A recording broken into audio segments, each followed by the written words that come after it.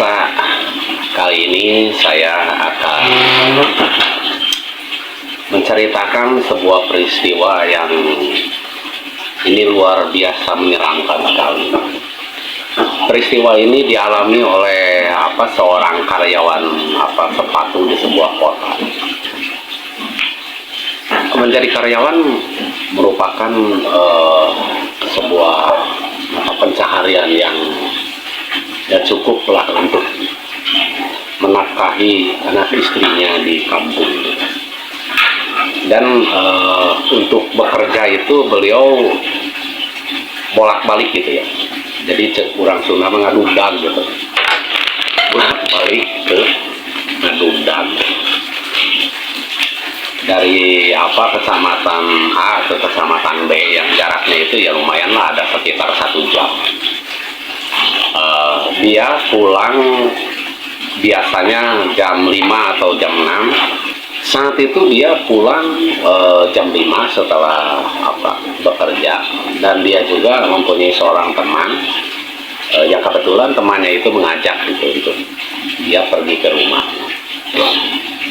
Lalu dia ke rumah temannya sampai saat itu maghrib. Habis maghrib dia pulang. Dan kebetulan setelah pulang dia juga dicegat oleh saudaranya di pertengahan perjalanan ya untuk sekedar ngopi-ngopi gitu. Akhirnya dia pulang dari rumah saudaranya itu sekitar pukul 9 lebihan lah, setengah 10. Dan jarak ke rumahnya itu dari situ itu menghabiskan waktu 1 jam, setengah jam lah dari situ, karena itu masih sangat jauh dari kampung. Nah, ceritanya dia pulang, dia tenang pada saat itu karena dia sudah terbiasa dengan kegelapan malam. Biasalah kalau pulang kemalaman seperti itu biasa gitu. Setelah dia melewati sebuah terminal, dia pun masuk ke sebuah perkampungan. Dan terus menyusuri perkampungan itu, dia melewati hutan, kebun yang di situ jaraknya itu jauh lah, dari satu rumah ke rumah yang lainnya itu jauh. Bahkan dari desa A ke desa B, ke desa tempat dia itu rumahnya dia itu pulang, itu sekitar 3 km. Dan di sana tidak menemukan rumah 2 kilo lah yang jelas sekali tidak menemukan pemukiman, itu melewati hutan, kebun gitu ya. Jadi ngeri juga sih waktu itu sekitar jam setengah 10. Nah, ketika ada yang namanya Tanjakan Gombong. Nah, ini Tanjakan Gombong ya, sebelum masuk ke kampungnya itu ada Tanjakan Gombong. Nah, di situ jam 10-an lah, dia dikejutkan oleh bentangan seperti batang pohon kelapa gitu yang menghalangi jalan, sehingga dia menghentikan motornya. Nah, dia pun mendekati bentangan pohon itu karena dia menyangka pohon. Dan dari situ dia melihat sebesar anjing gitu ya, kepala anjing itu kepala ular itu. Kepala ular. Wah, dia terkejut. Lalu dia mundur gitu, motornya dia mundur, terus disorotnya itu malah melihat gitu, malah melihat si kepala ular itu malah melihat.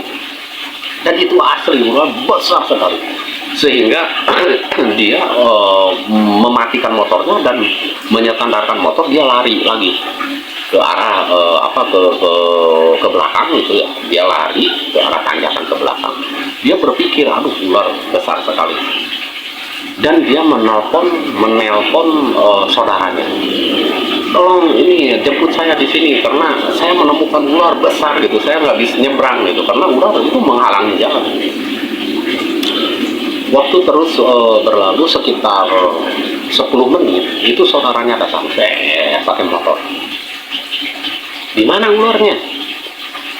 Nah, ketika dia menunjukkan tempat ular itu, karena masih dekat dengan motor ya, itu sekitar 2 meteran lah dengan motor posisi ular tadi.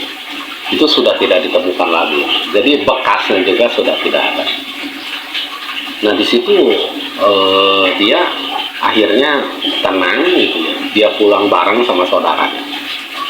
Dan sampainya di rumah dia berpikir apakah ular itu gitu. Apakah itu ular nyata gitu. Apakah itu hanya ular jadi-jadian, dia berpikir. Dan dari situlah sampai saat ini dia tidak mau pulang malam-malam. Jadi ketika habis bekerja dia langsung pulang aja. Karena dia sangat trauma, dia takut sekali dengan kejadian. Nah pemirsa Kantil TV, itu kejadiannya yang diceritakan oleh Mang Mamat gitu ya. Ini langsung dikisahkan oleh Mang Mamat.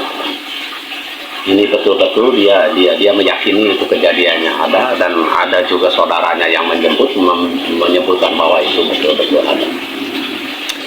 Oke, pemirsa Kantil TV, di episode kali ini mungkin dicukupkan sekian dulu. Kita lanjut episode kedepannya yang lebih horor lagi. Wassalam.